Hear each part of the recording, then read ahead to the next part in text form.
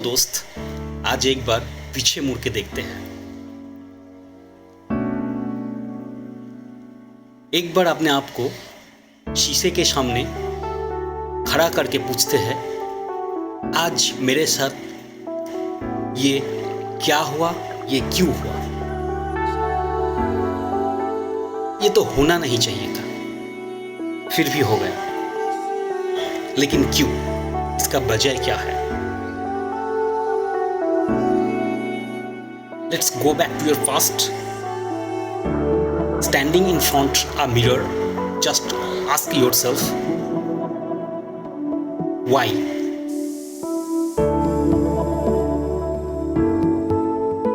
The main reason behind your present situation is that you're past, and that past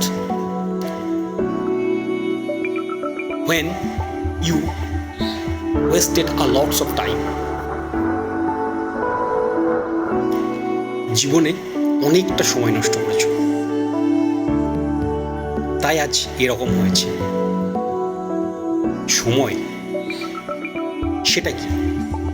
what is time?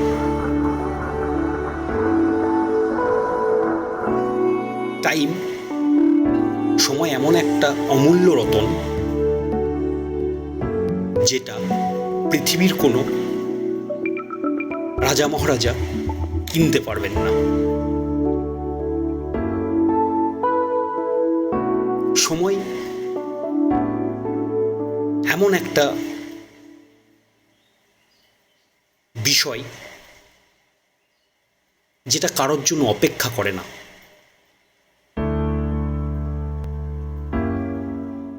সময়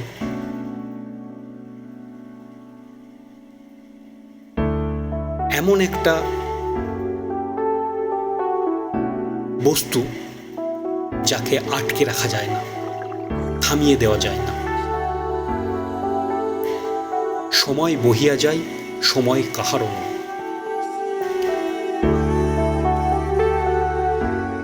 সেই প্রবাহমান সময়কে আমরা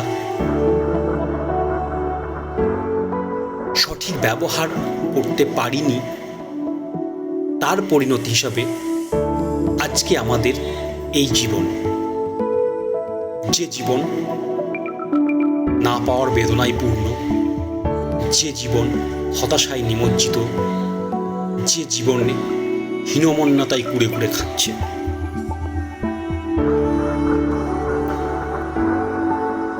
তাহলে কি এভাবেই আমাদের জীবন কেটে যাবে?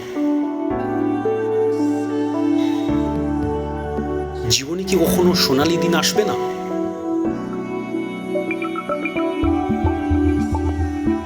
অবশ্যই আসবে। বুরে ওয়াক্ত ভি চলা যায়গা।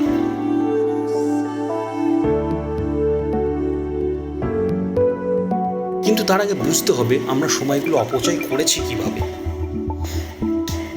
বা এখনো করছি কিভাবে। সময়গুলো আমরা অপচয় করছি, তার পিছনে দুটো ফ্যাক্টর কাজ করছে। একটা হচ্ছে এই মোবাইল ফোনটা, এর মধ্যে আছে সোশ্যাল মিডিয়া, আমাদের ফেসবুক, আমাদের ইনস্টাগ্রাম, আমাদের হোয়াটসঅ্যাপ, আমাদের টুইটার। এগুলো ঘন্টার পর ঘন্টা, দিনের পর দিন, রাতের পর রাত আমাদের সময়গুলো নষ্ট করছে। আরেকটা আছে আমাদের ভালোবাসার যে জীবন, যে মরীচিকার পিছনে আমরা ছুটি।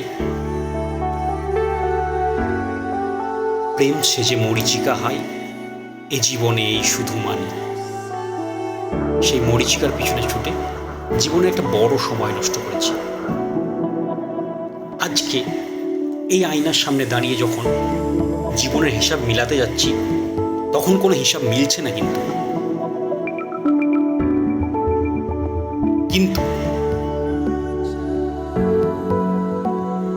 জীবন তো আমাদের এখানেই শেষ নয়, জীবন তো এখানেই থেমে যাবে না। জীবন তো একটা নদীর মতো, প্রবাহমান নদীর মতো, যে বয়েই চলবে, বয়েই চলবে, বয়েই চলবে। স্রোতের পর স্রোত আসবে, তারপরে আরও স্রোত আসবে, স্রোতবিহীন নদী নয়, জীবন হচ্ছে স্রোতযুক্ত নদী।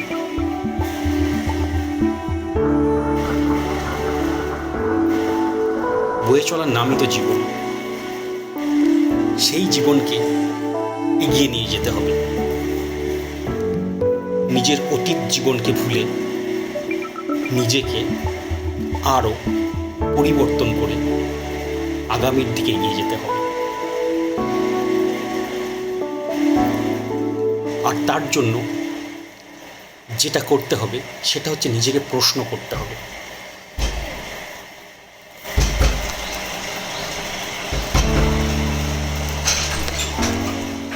কি বলছো? তাই নিজেকে প্রশ্ন করতে হবে, নিজের মধ্যে প্রশ্ন জাগিয়ে তুলতে হবে, কেন কেন এরকম হলো। আর সেই প্রশ্ন যখন করতে পারবে, নিজের মধ্যে অগ্নিস্ফুলিঙ্গ সৃষ্টি হবে, নিজের মধ্যে আগুন জ্বলবে, যে আগুন হবে দাবানলের থেকেও ভয়ঙ্কর। জীবনের যে সময়টা চলে গেছে সেটা চলে যাক, যেতে দাও তাকে, ভুলে যাও তাকে। সেটা আর কোনোদিন ফিরে আসবে না, ফিরে পাবে না। তাই তার জন্য অনুশোচনা করে লাভ নেই। Forget and forgive the past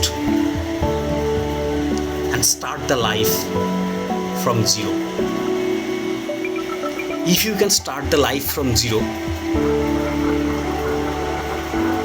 you will be the hero. তাই আজকে নিজের মধ্যে সেই আগুনটাকে জ্বালাও। আর সেই আগুনটা জ্বালাতে হলে যেটা স্থির করতে হবে সেটা হচ্ছে তোমার লক্ষ্য স্থির করতে হবে। সেই লক্ষ্য, যে লক্ষ্য স্থির করতে তোমাকে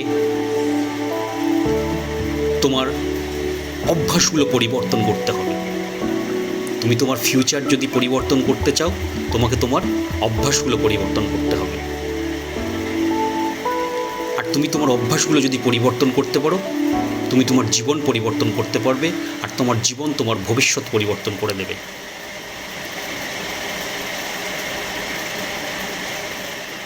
তাই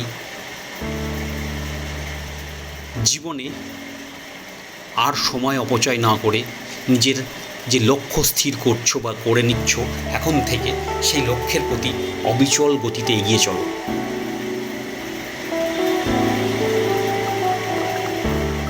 এগিয়ে চলো সেই লক্ষ্য পূরণ না হওয়া পর্যন্ত, এগিয়ে চলো সেই লক্ষ্যকে অর্জন না করা পর্যন্ত।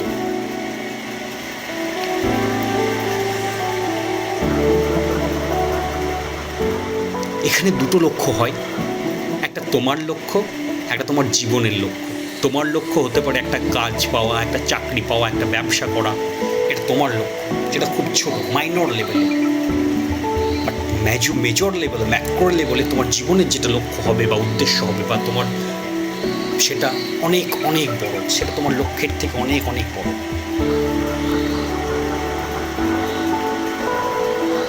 তুমি সমাজবদ্ধ জীব, সৃষ্টিকর্তা তোমাকে সৃষ্টি করেছেন, তার জন্য তার কাছে কৃতজ্ঞ। তুমি সমাজবদ্ধ জীব, সমাজের থেকে সমস্ত কিছু সুযোগ সুবিধা নিচ্ছ। তোমার দায় থেকে যায় সেই সমাজকে কিছু রিটার্ন ব্যাক করার। আর তাই সেই রিটার্ন ব্যাক করতে গিয়ে তোমাকে নিরন্তর পরিশ্রম করতে হবে। তোমার জীবন আর 10 জনের জীবন যেন পরিবর্তন করতে পারে সেরকম জীবন তৈরি করতে হবে। তুমি যেন 8-10 জনের মুখে হাসি ফোটাতে পারো, তোমাকে সেরকম জীবন তৈরি করতে হবে। আর সেটা তখনই তুমি করতে পারবে যখনই তুমি প্রপার ইউটিলাইজেশন করতে পারবে তোমার সময়ের। আর তাই তোমার অতীত অভ্যাসগুলো ছেড়ে নতুন কিছু ভাবো, যেখানে তুমি কনস্ট্রাকটিভ কাজগুলো করতে পারবে। সেটা শুরু হবে আজ থেকে, এক্ষুনি থেকে, এখন থেকে। তাই তোমার লক্ষ্য হয়তো পূরণ হবে, তুমি একটা আইএএস অফিসার হতে পারো, একটা বড় ব্যবসাদার হতে পারো, পুলিশ অফিসার হতে পারো, কোনো বড় প্রফেসর হতে পারো, ইত্যাদি ইত্যাদি। বাট তোমার জীবনের যেটা লক্ষ্য সেটা কোনো দিন পূরণ হবে না। তোমার জীবনের লক্ষ্য হচ্ছে serve the society till your last breadth, শেষ নিঃশ্বাস পর্যন্ত সমাজের সেবা করা। সেটা করতে গিয়ে তোমার জীবন শেষ হয়ে যাবে, কিন্তু তুমি তোমার সেই ঈপ্সিত লক্ষ্যে পৌঁছতে পারবে না, সেই স্যাটিসফ্যাকশন তোমার মধ্যে আসবে না। কারণ সেটা অনেক অনেক বড় ব্যাপার। তোমার মাথার চুল থেকে পায়ের নখ পর্যন্ত সমাজের কাছে দায়বদ্ধ। সমাজ থেকে তুমি যেটা নিচ্ছ তার রিটার্ন ব্যাক পুরোপুরি কখনো কোনো দিনও করতে পারবে না। যেমন মাতৃঋণ শোধ করা যায় না, তেমনি সমাজের ঋণও কোনো দিন তুমি শোধ করতে পারবে না। আর তাই তোমাকে নিরন্তর প্রচেষ্টা চালিয়ে যেতে হবে। একটা 7 বছরের ছেলে যার ব্রেন ডেথ হয়ে গেছে, সে তার বিভিন্ন অঙ্গ প্রত্যঙ্গ দিয়ে 7 জন মানুষের জীবন বাঁচিয়েছে। আর তোমার তো ব্রেন অ্যাক্টিভ আছে, তাহলে তুমি কতজনের জীবন পরিবর্তন করতে পারো, জীবন বাঁচাতে পারো? You should have to realize that. Once you realize that, it burns fire within you, and that fire will not give you to sleep. তাই সর্বদা চেষ্টা করো জীবনের লক্ষ্য পূরণ করার। জীবনের লক্ষ্যটা সেই হায়ার লেভেলে পারো। পসিবিলিটিসটাকে, পোটেনশিয়ালিস্টটাকে হায়ার করো দিন দিন। একদিন দেখবে অতীত জীবনের সমস্ত গ্লানি, কষ্ট, যন্ত্রণা সব ঘুচে গিয়ে এক নতুন সুন্দর জীবনযাপন করছো। আজকে তুমি যেখানে আছো তার জন্য তাই তোমার অতীত, আগামীকাল তুমি যেখানে থাকবে তার জন্য তাই আজ। আজকের দিনটাকে তুমি যদি পরিবর্তন করতে পারো, তোমার আগামী দিনগুলো পরিবর্তন হয়ে যাবে।